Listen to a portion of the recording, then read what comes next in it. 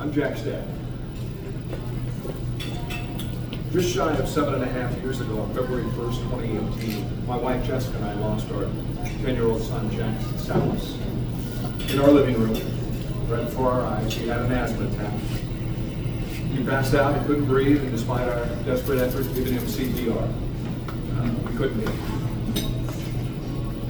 The first responders arrived within minutes of our 911 call. However, they couldn't bring Jack back either. He was rushed to the hospital. 32 minutes after Jack took his last breath, the physicians in charge at St. Jude in Fullerton put him on a respirator, got him breathing. They restarted his heart, which had stopped after he passed out. My wife and I had the highest hopes that Jack would be coming back to us. So we were both deep in prayer. Now Jack was not a sickly child, and we had dealt with his asthma over the years with an inhaler and other various medications, as well as having him get his regular checkups from time to time since he was a baby. As a matter of fact, at the age of 10, Jack was an exceptional human being. When you met him from about the age of 4 and introduced yourself, Jack would look you in the eye, give you a firm handshake, and say, "Nice to meet you, I'm Jack." He was outstanding in the classroom, honor roll, principal's list, as well as very popular with his classmates and his teachers. In fact, one of his classmates is here today, Ruby. He was a good athlete and he loved football. In fact, when he was growing up, when a football game was on television and a field goal or an extra point was about to be attempted and the TV end zone camera shot came on, he would line up as a kicker and simultaneously go through the motions of the kicker in our family room and split the uprights. Now, Jack dreamed of playing for the Seattle Seahawks, and I too dreamed of this, frequently saying, "Jack, my NFL kicker." Jack played flag football in the city of Colorado. I believe one of the greatest thrills a father can have in his lifetime is watching their son score touchdowns. And Jack scored a lot of them.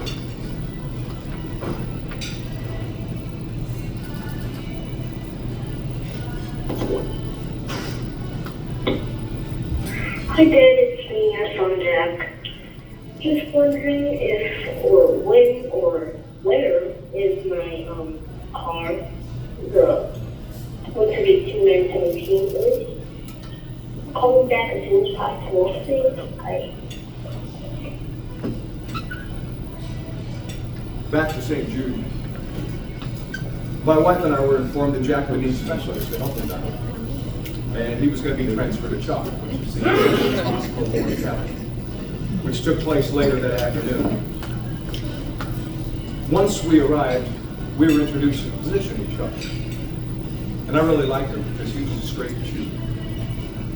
When he walked into the ICU, he immediately took charge, directed the nurses, surrounded Jack with commands for medicinal adjustments and to be made and the items that needed attention. He checked Jack out and made his way across the room to us, and he asked, "Are you Jack's parents?" And I said, "We are. I'm Fred, and this is my wife, Jessica." I looked him in the eyes and said, "Level with us." And he said, "It's not good." I said, "So that little boy that was smiling at us this morning is not coming back to us?" And he regretfully said, "No, he's not." This we call trauma.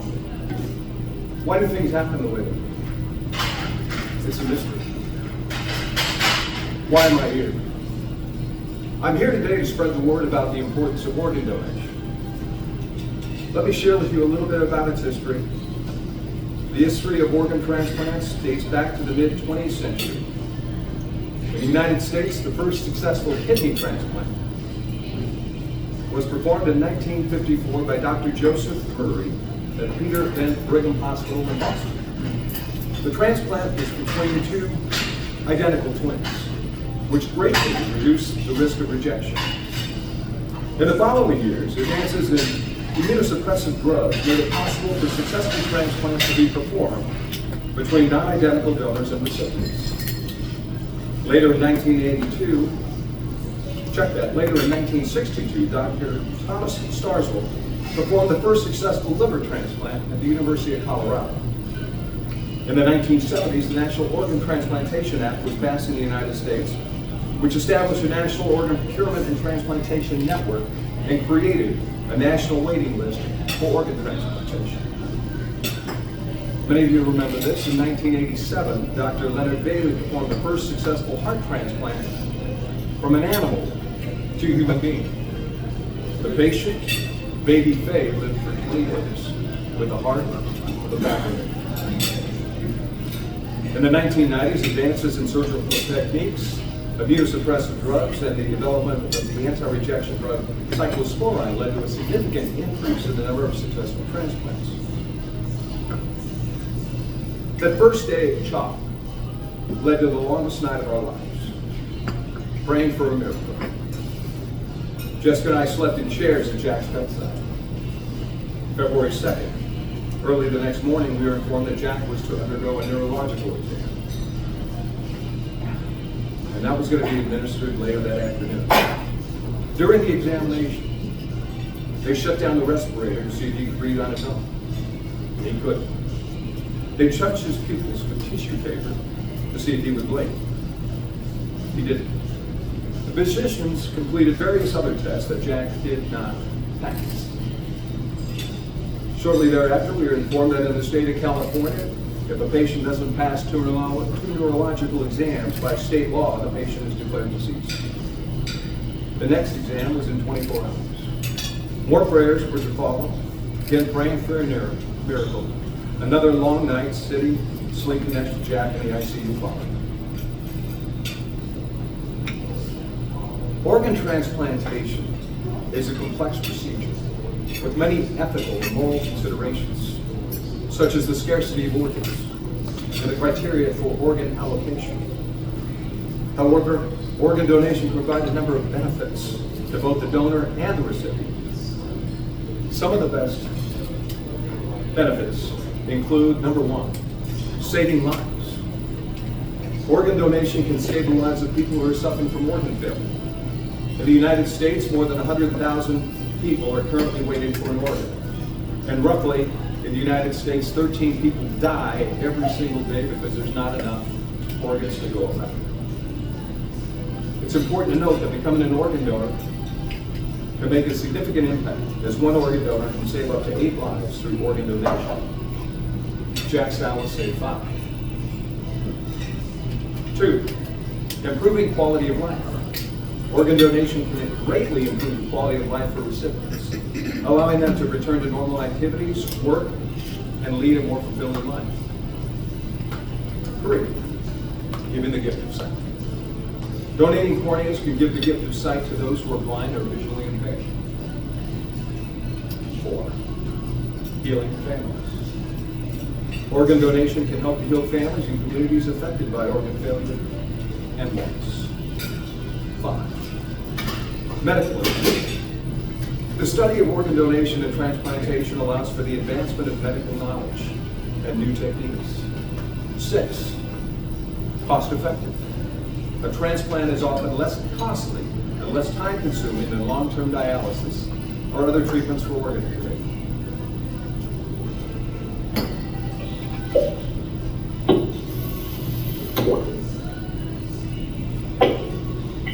Hi, Dad. I was just wondering where you put that charger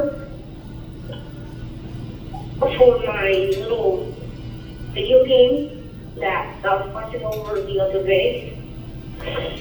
It is 3046. Call me when you can. Okay, bye. February 3rd, the morning of day 3 in ICU with Jack. I called and arranged with our pastor, Father Dave Hennig of St. Bruno Parish, that the results for today's neurological exam may not have a favorable outcome. I asked if he could please send Father William Nichols this afternoon to administer the sacrament of the sick, also referred to as the last rites, to our beautiful boy before this afternoon's exam. He agreed to do so. After ending the call, my mother-in-law arrived in the hospital room, and we updated her with the latest information. After a pause, she looked at both of us and simply suggested, maybe Jack could be an organ donor. I looked at Jack lying in his bed, and I said, I don't want them to cut him off. 10 seconds passed, another pause, and I looked at Jessica, my wife, and I said, let's do it. It's the right thing to do. She tearfully nodded in agreement. We embraced each other and informed the nurses of our intentions. Organ donation can leave a legacy of kindness and compassion by giving the gift of life to someone in need. When someone decides to be an organ donor, they're making the selfless decision to help others, even after their own death. This act of generosity can have a profound impact on the lives of the recipients and their families, who may have otherwise faced a grim prognosis without the transplant. Moreover, organ donation can also help to bring families and communities together as they come to support the recipients and honor the donors. It can also have a positive impact on the medical community, as the study and advancement of transplantation and techniques can lead to more successful transplants and improved quality of life for patients. Additionally, organ donation can serve as an inspiration to others to be more compassionate and considerate in their own lives. It can also help raise awareness about organ donation and encourage more people to register as organ donors. In short, organ donation is an opportunity to leave a legacy of kindness and compassion by giving the gift of life to others and by inspiring others to do the same. It's a way of making a positive impact on the world even after one's death. And it's an act of generosity and selflessness that can be remembered for many years to come. That afternoon, many friends and family members arrived at Jack's bedside. The crowd overflowed into the hallways as everyone took a knee next to our son. It was a sight that I will never forget. The most powerful sacrament of the sick, also referred to as the last rites, I've ever heard, was provided by Father William with his hand placed on Jack's head as everyone was deep in prayer. And most everyone sobbing at the thought and the dreadful reality of saying a final goodbye to Jack. It was epic, and it was as surreal as it gets. There are several misconceptions about organ donation that can discourage people from registering as donors, or create misinformation about the process. Some of the most common misconceptions that I hear of include medical professionals will not pray to save my life if I'm an organ donor. This is false. The medical team's first priority is always to save the patient's life. And organ donation will only be considered after all efforts to save the patient's life have failed. Number two, I'm too old to be an organ donor. Age is not a determining factor in organ donation. As long as organs are healthy, people of any age can be donors. 3, I have a pre-existing medical condition, so I cannot be an organ donor. Now, some pre-existing medical conditions will disqualify a person from being an organ donor, but many do not. Each case is evaluated individually, and a medical team will determine and consider it whether or not it's suitable for transplantation. 4, my religion prohibits me from doing organ donation. Well, most major religions do not prohibit organ donation, considered an act of charity. 5, organ donation is a costly process for my family. Organ donation is cost-free for the donor's family. All costs associated with organ and tissue donation are covered by the Organ Procurement Organization, which in our case is One Legacy here in California. 6, my organs will be sold on the black market. Well, organ trafficking is illegal and punishable by law. The organs will only be allocated to a legal system and under strict regulations. Shortly after Jack received his final sacrament, and the ICU was clear. The physicians and nurses on duty flooded Jack's room. Neurological exam number 2, identical to the first. They shut down the ventilator. I repeatedly begged for my son to breathe. He didn't. The nurse placed tissue ends on his pupils. He didn't blink. Pinch test, no reaction. On February 3rd, 2018, at 3:22 p.m., our beautiful boy, Jack Salas, was declared deceased by the state of California. Jessica and I, his brother Jeffrey and sister Hannah, as well as hundreds of friends and family members, had been praying for a miracle. And although we did not receive the miracle of Jack coming back to us, we did receive an abundance of other miracles. Hundreds of people who knew Jack came and visited him. Many of his schoolmates laid next to him in his hospital bed, whispering in his ear only words Jack could hear. His teachers, my friends, Jessica's friends, friends of friends came to see our beautiful boy as he now lay in repose. Later on that third day, Jessica and I were approached regarding Jack's organ donation by One Legacy, which again is the major facilitator of organ donation in Southern California. They're a non-profit organization. I asked how long to complete all the paperwork. They said it could take up to an hour, perhaps a little longer. Jessica and I had never been stronger. We told them we have the utmost confidence in our decision and your ability to do the best work you can with our son. Please show us where to sign, and we will sign. We completed the paperwork in less than 15 minutes. Becoming an organ donor is a simple process that can potentially save lives. The process of becoming an organ donor can vary depending on your country or region, but in general, the following steps can be followed. Number 1, register as an organ donor.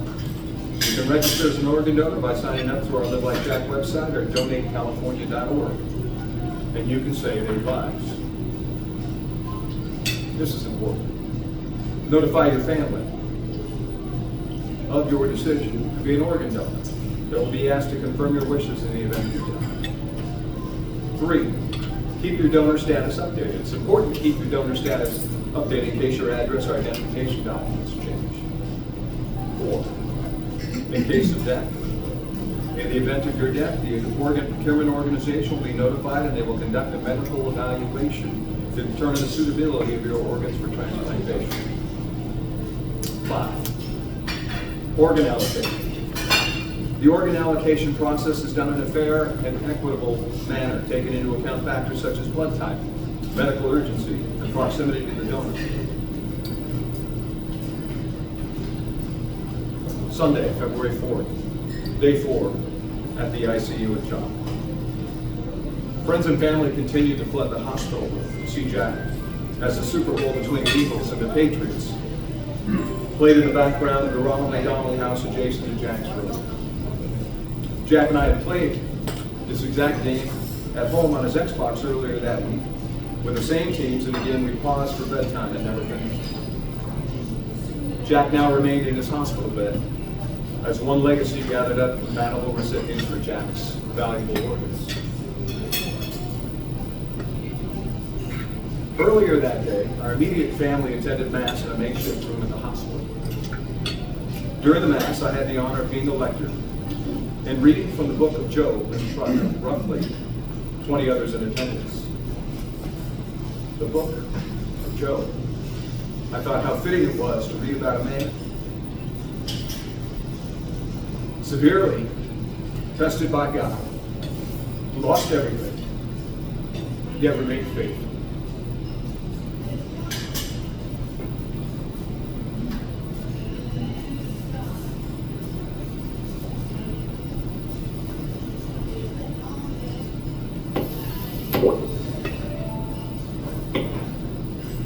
Hi, Dad. It's your son, Jack, and I was just wondering if I could have okay. Thanks.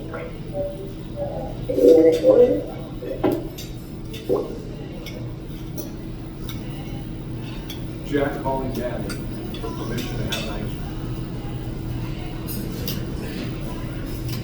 February 5th, day 5, the final day. Jessica and I were informed in the morning that one legacy had procured all donor recipients, and Jack would be taken to the operating room later that evening at 9:30 p.m. Family and friends continued to pour into Jack's room up until the final hour. Jessica and I, along with Jeffrey and Hannah, had a final day to lay with our boy, hold him, pray over him, kiss him, and finally say goodbye. The nurses began to wheel Jack out of his room, still lying in his bed, and I pressed the physician in charge. I wanted to know whom would be receiving the first organ. He paused and said, "We have a young girl that is in dire need of Jack's liver." I nodded, and Jessica and I pushed Jack's head on wheels down the hallway to the operating room. This walk is referred to as the honor walk, where physicians, nurses, and friends line the hallway. The final seconds that we spent outside the operating room with Jack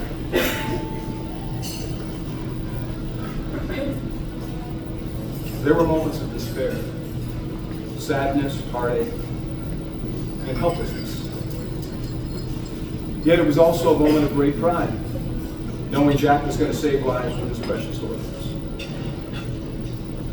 I looked at my 10-year-old son for the last time and said, "Daddy loves Jack." His response at that time had always been, "Jack loves Daddy." The words didn't come from his mouth this time. I heard and felt them deep inside. It's a moment etched in my mind for the rest of my days. Organ recipients often express deep gratitude towards their donors and families. The gift of an organ transplant can mean the difference between life and death, and can greatly improve the quality of life for the recipient. Many organ recipients report feeling a strong emotional connection to their donors, even though they may have never met them. They often express feelings of gratitude, appreciation, and even love towards their donors. Some recipients even choose to write letters to the donors' families to express their gratitude. Recipients also often feel a sense of responsibility to make the most of the second chance that they've been given and to honor the memory of their donors. Many organ recipients choose to volunteer, raise awareness about organ donation, or give back to their communities in some way. The gratitude of organ recipients towards their donors can also extend to their families and loved ones. Recipients can be deeply touched by the selfless decision made by the donors' families to allow organ donation, and they often express their appreciation and gratitude towards them. It's worth mentioning that for some organ recipients, the gratitude towards their donors can also be accompanied by feelings of guilt and sadness.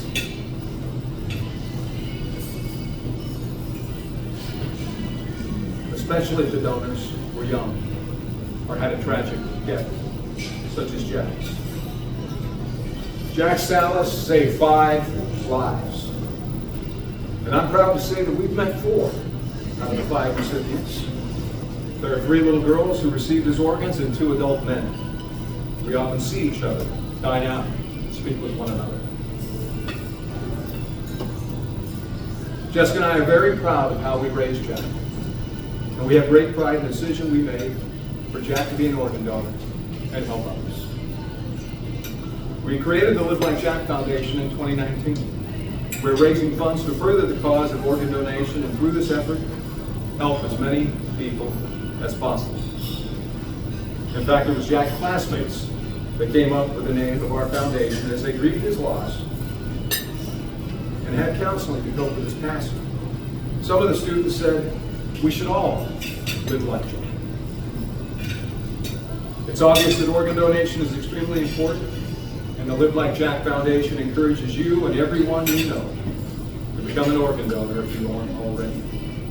It is the greatest non-monetary life-saving donation one human being can make. Live life, love life, give life. Thank you very much.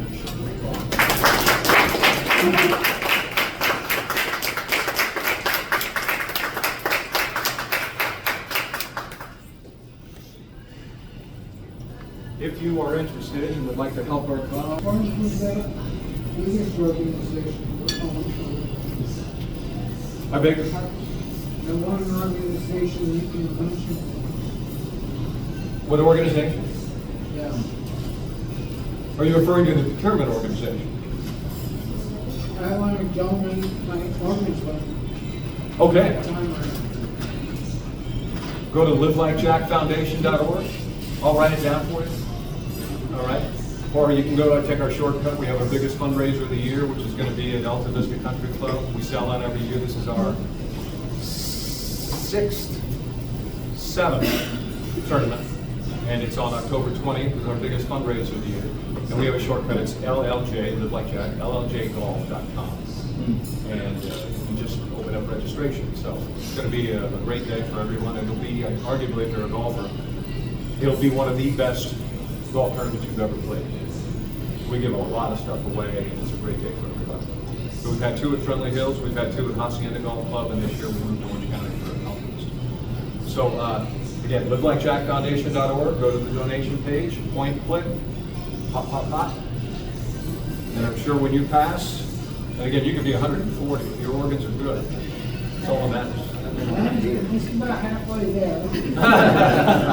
Jack, you had a question? Yes. Did you mention this, Fred? The pink idea dot? that you can, the pink dot. Yeah.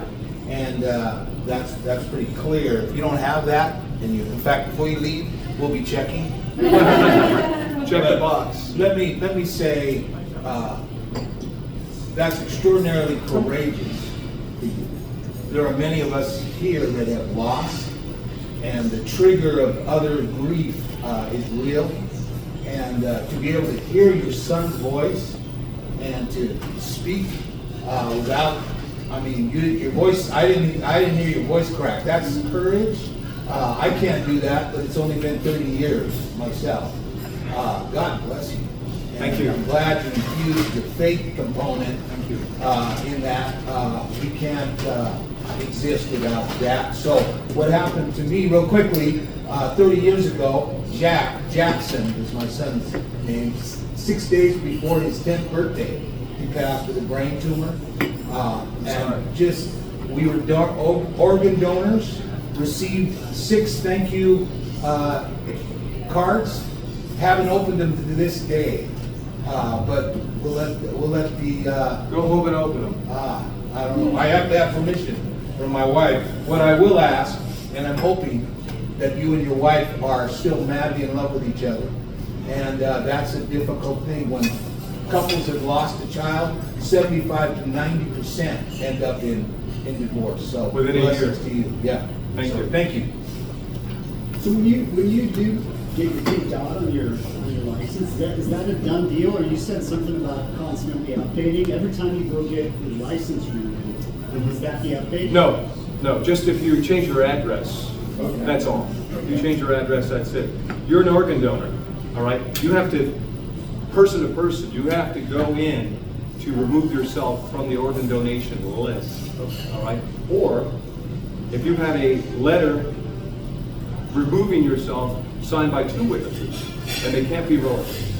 I had a situation in Whittier where I was at a hospital. Actually, I got a phone call from a mortuary. A good friend of mine owns White Emerson Mortuary. And he called me and said, hey, I need you to go to the hospital. Would you do me a favor? Would you go to this hospital? Because there's a man, he's legally deceased, but his wife and his adult son, they're having a real problem with the staff because one legacy, the organs have to be removed pretty quickly. Corneas and other things can last a lot longer, but the organs, the kidneys, the heart, the lungs, the liver, it has to be transplanted almost immediately. So they were refuting one legacy and they were berating the staff at ICU in Whittier. And I said, well, what do you want me to do? Use my contact with one legacy to stop the procedure? Or do you want me to go encourage them to, I want you to use your contacts to call one legacy and see if there's some way to stop it. Because they don't want to be an organ donor. It was 42, I know. And I went over there, I introduced myself. They weren't very friendly initially. And I called Tom, the president, I left him a message. And then one of the One Legacy reps came in and gave me the phone number to the legal counsel, the general counsel. So I called him, he picked up the phone. And I put him on speakerphone. I said, is there a precedent? They have a letter here, and it's written in block letters, and it's signed by both of them. And it's also signed by the donor. And he said, I don't know if there's a precedent. Right then, Tom called, I put them both on speakerphone, combined them both, daughter, or I should say wife and son, standing right next to me. And Tom came on and made it very clear. He said, the California statute is very clear. There has to be a letter signed by anybody other than the family of witness. Otherwise, he's an organ donor, and that's it. And the general counsel concurred, and I hung up the phone with him. I said, thank you very much, I'll be back. I said, listen, you can do this, you can file the lawsuit. You can't go any higher than what we just got. The general counsel of the #1 procurement organization in the world, and the CEO. And that's it. And all I can say is, you won't be sorry that he was an organ donor. And I got a call 3 weeks later from Paul White and Emerson Mortuary to tell me they're so happy that they didn't change the husband's original intentions and goal. So it's very clear. If you go to the DMV, you can't remove it there. You can get on it, but you can't get off it. No, but I mean, you don't have to update anywhere else. No, once you're on the list, you're good to go. you're on. You just Okay, make so sure. then, question number 2, what is the main goal for the foundation? Is it education? Is it Absolutely. Okay. Marketing, making sure that we can debunk all the myths, because a lot of people, I heard it on vacation last month. Oh no, the first responders aren't going to try and save my life. I said, well, that's not true. Yeah. That's not true, but that's a misconception that those that don't know about. I mean, there's only 2% of the United States population that are organ donors. Really? Yeah, really, really. We need to get that list. Our goal right now is to get that 103,000 or the over 100,000 people that are waiting down below 100,000 in the next 2 to 5 years. Because we can make a difference. If more people hear this powerful message, they can make a difference. This little check the box, and you can't take it with you. Yeah. Right. So why not save lives? Sorry.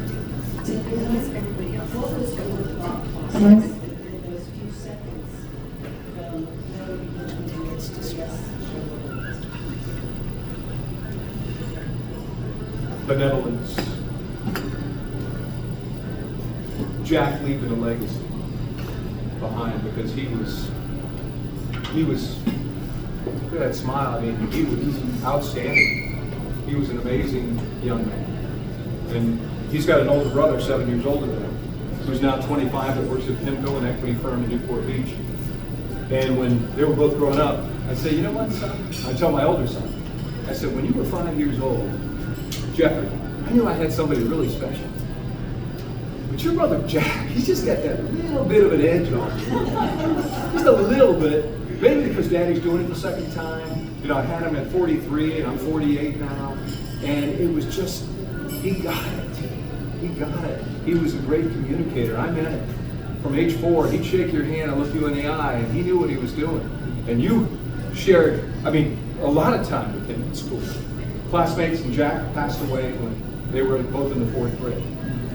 And the Whittier School District at Murphy Ranch, the following year on his anniversary, dedicated 2 commercial grade bus benches right outside his 4th grade class, which are monuments to who he was. And they say on the backrest, live like Jack. 2 of them. And we go there annually just to go visit and meet with his teacher, who was an outstanding individual, and that's Miss Debbie Dominguez. And did you want to add it? There you go. This is Ruby. Stand up. I got to tell you, when she pinged me yesterday and said, I'm going to be there, I was very pleased. Because she was friends with Jack, and Jack had a lot of great friends. What was it about Jack that attracted you to him in 4th grade? I would just say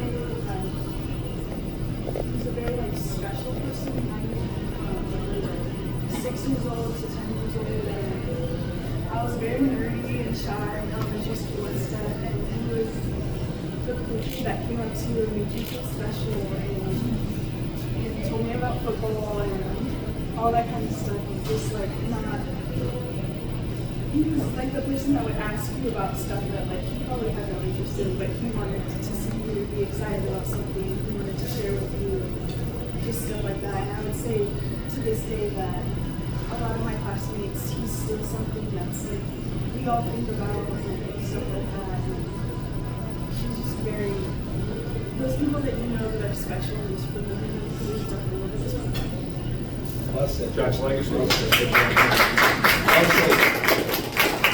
you go. Yes, sir. Is there anything else? Jason, is there anything else? Sharon, Yes, just one question. Well, congratulations to Jack of all trades. He knew great and he's still great. Story on the receiving end, my cousin's sister just received treatment yesterday. She flew out to Arizona just to get the kidney. And right now we're waiting on the body to accept the kidney, so we're in that process. But yes, I'm a blood donor, I'm a organ donor, I'm a bone marrow donor, and seriously, when you die, what are you going to do with all this? You know, give it away. It's better for someone else. Great life. Thank you. One question is, you said from the organs has to be transferred. So how do they transfer? Do they only look for a local receiver, or do they actually transfer out to another? Geographical location is paramount. Geographical location is paramount, meaning it's very important. It's one of the biggest priorities. And then the person who needs it. Because if you need a kidney, 86% of the people on the waiting list are waiting for a kidney. That's why there's dialysis, which is expensive and not very fun for them. All right, but that's the number one need. But if you need a heart or you need a liver, the question they're going to ask you to move you up the list of priorities: how soon are you going to die?